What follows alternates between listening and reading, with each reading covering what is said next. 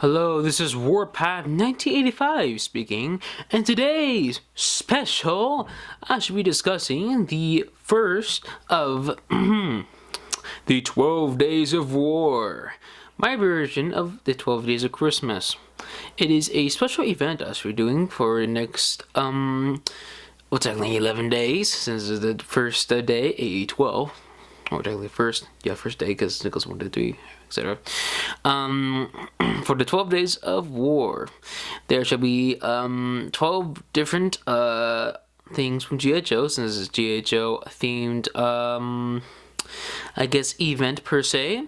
And there'll be 3 vehicles on both sides, Joe's and the Cobra, and there'll be 3 different figures featured, including, I believe I'm gonna do, one that was gonna be like a comic book 2-pack. Even though I don't have the comic book with it, however, it will still be entertaining at least. And for today's first day, for day 1, it shall be the G.I. Joe Retro Collection Hiss 3 with the driver Rip It, the leader of the Cobra Hiss drivers. Now, the Hiss 3 was first released back in 2000, I believe it was like 1 or 3. It was one of those years released during the, I believe it was 15th of D2C line. It was as you can see here, a blue version of the original Hisstank, and it is at least somewhat described as being a highly more efficient version of the Hisstank, if I recall correctly from its file card. However, I don't have it since it's in storage. For example, its general slight differences compared to a normal like Hisstank. Here it is with a standard black Hisstank, also released in the Retro Collection. As you can see, they're very much the same, however they have different numbers, slightly different emblems, and different placements for those emblems, and even including a little emblem for the actual hitch gimmick right here, or more or less the emblem for the Hisstank. Who's with the hitch? I'm not really sure, but it's a small little emblem to represent the Hisstank itself. So yeah, they're very much similar in general look and appearance, and even features. The Hiss 3 also has brown, technically brownish molded treads with black paint on it to make it look like it's all muddy or at least sandy, because this was kind of released around Operation, I think it was Iraqi Freedom, back in 2003, because a lot of the G.I. Joe stuff around that time were kind of based around the Iraqi Freedom event in the Middle East, which is why kind of a lot more all like desert based. So I guess that's probably why it's kind of sandy and the desert themed, I guess. However, the driver isn't. Let me just remove him.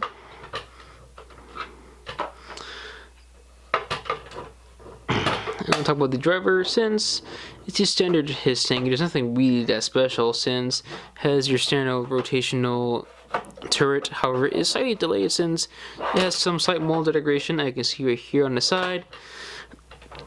And because of that, it does have some problems. However, the newer modified version of the Hisstank turret is far more superior than the previous versions, because a lot of them were known to break very easily, and even like fix the general hatch was a lot more smoother and has much better connection.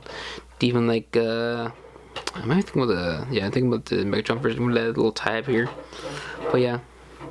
Has a universal hitch as well, as I forgot to mention, in the previous version, which is this reuse of. The driver is, of course, Rip It himself, and it is a simple blue and black, and also red, repaint / retool of the standard Cobra Hisstank driver. No, Rip It's general color scheme is not that really unique per se. However, this is technically a good version if you want to have a unique version of Rip It. Since previously we also received this version of Hisstank from the 20th anniversary, and I guess for comparison's sake, you can see there's also like some differences. The Cobra Hisstank from 20th anniversary was based on the white melee version, so yeah, even has like even turret in gunmetal gray, and a transparent windshield, which I believe is based on the original. As you can see right here, his color scheme is not that very much different compared to the actual Cobra, his commanders. The only major difference between him and the actual commander is that he has black boots and general armor plating, red cuffs, red belt, a black armor plate, and a red mask with a black visor. And he's also your standard Cobra blue, while he's a more of a, I guess the best way to describe it, a dark, like, blue, I guess? I don't know if you describe this, but just definitely like a dark blue. Or maybe like a dark cyan. I think it's supposed to be dark cyan. I can't really recall what color it's supposed to be, but it's a color nonetheless. The articulation for this figure is somewhat limited, since this figure is very strange, since it uses the general body mold of the Cobra Trooper from what was it? The Cobra Trooper from the San Diego Comic-Con exclusive Cobra Missile headquarters, where it kind of has the Cobra Commander's like arms and hands, but it has, or technically 20th anniversary version, whatever, technical version release in that set, it's confusing. It has the Cobra Commander's forearms and hands, but it has the Pursuit Cobra abdomen, chest, biceps, and a couple of pieces, I believe, the figure had. I can't remember, but yeah.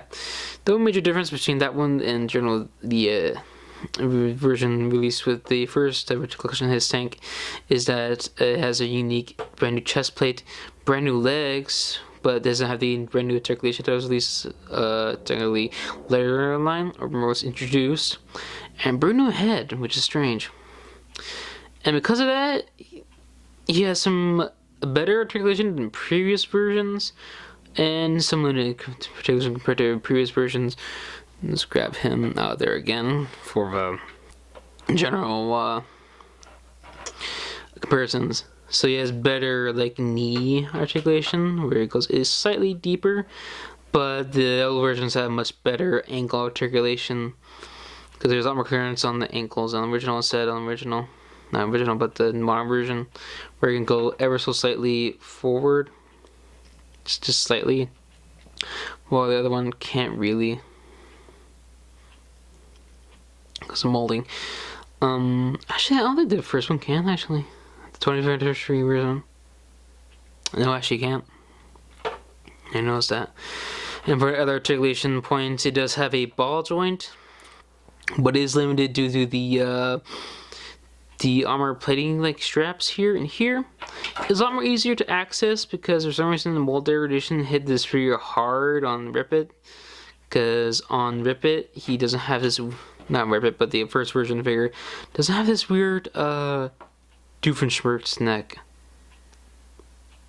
It's very weird, and because that his articulation for his head is very strange compared to the other version, where it was a lot better. And actually no, it's actually more limited. Weird. I don't know why this figure is like slightly different compared to the first version, but it kind of is. So yeah, you can have some more articulation than the first version. So weird. But it's just a ball joint, vanilla articulation in the hands, and general shoulders, elbows. Can do a pretty good ab crunch for a Cobra Hisstank driver, but the first version can do a pretty good one too as well. But this one's significantly deeper, which is even better. But for some reason, this one has better arm articulation, except for just bend this way. Yeah, there we go. Has better arm articulation, but you can't really do anything that much with the hands, because both of them have just no more swivel wrist. But the ball joint for the head is fantastic on the 20th anniversary version, which is so weird. I don't know why they did this, but they kind of did like a lot.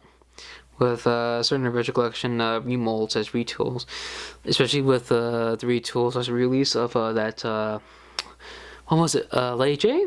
Yeah, Lady J from the Virtual Collection, where it was super not articulated, but pretty much what's described? Stiff. There you go. I think it's best to describe it. So it was very stiff. You can't really move it around other than just rotation. And it's at the head, like the original first version of AJ, I believe. Actually, no, I think she had a ball joint.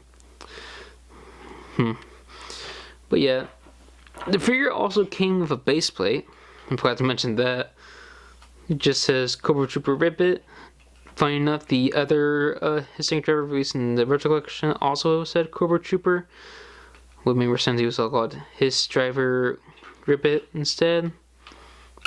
But yeah, you can stand there pretty good. Trying to plug in there. Yeah. He has 2 foot pegs, so you can put like both his feet on there. Like so. But yeah. And for more general comparisons for Hisstanks, because I have a lot of these. But I'm not bringing out the other Hisstanks since I just finished my photo shoot for the thumbnail. Oh man, that was hard. But yeah. And just close all these hatches. Not put the drivers in there yet. Probably do it after the review, but yeah. Here's all the normal looking Hisstanks, including the Megatron version on the far right. I presume it's far right because hopefully this is like reverse on the actual camera. But yeah, nice selection. However, it is strange that the 20th anniversary version goes more like a gray color scheme. I don't know why, but it does. Let's put these back on the shelf because why not?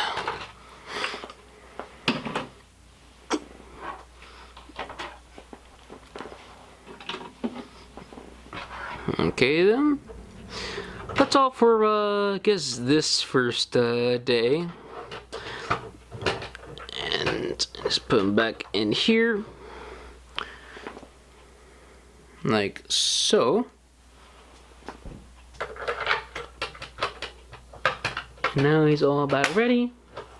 But yeah, that's all for this review. I guess like, comment, and subscribe, and hopefully this releases on the 12th because my schedule's pretty much ever at this point.